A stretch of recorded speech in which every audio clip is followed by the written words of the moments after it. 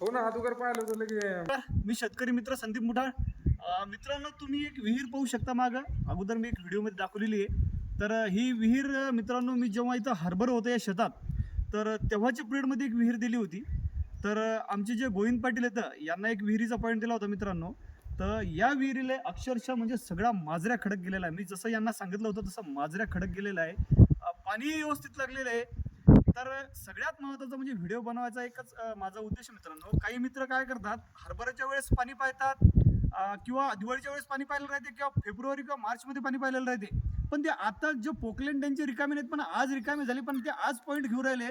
पण मित्रांनो, काही एरियात त्या ठिकाणचं जेव्हा पाणी सांगेल राहते मी फेब्रुवारी महिन्यात, पण आज 6व्या महिन्यात लागल अशी कंडिशन नसते मित्रांनो.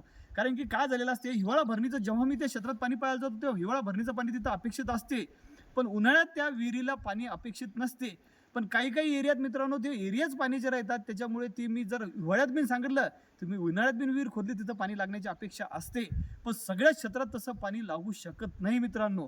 कारण की आता हा जर एरिया पाहिला तुम्ही मांगवाडीचा, एक मंगलवाडीचा एरिया मित्रांनो, या एरियात ह्यांच्या ज्या आजूबाजूच्या विहिरी ह्या बिन चांगल्या येतात, पण पाटलाला बिन एक नंबर पाणी लागलेलं आहे इथं. त्याच्यामुळे या एरियातलं जे हिशोबात आजच्या कंडिशनला यांची विहीर सगळ्यात सक्सेस ठरलेली आहे मित्रांनो. यांच्या गावात मी 3-4 विहिरीचे पॉईंट दिले होते, त्याच्यातल्या 3 विहिरी माझ्या झालेल्या आहेत. 3ही विहिरीला एकदम व्यवस्थित पाणी लागलेलं आहे. तसं जर रेशो पाहिला मित्रांनो तर एकदम व्यवस्थित आहे. पाणी लागण्याचं बी एकदम व्यवस्थित आहे, कारण की खडक जे सांगितलं होतं माजऱ्यात त्याच हिशोबाचा खडक इथं लागलेलं आहे. धन्यवाद.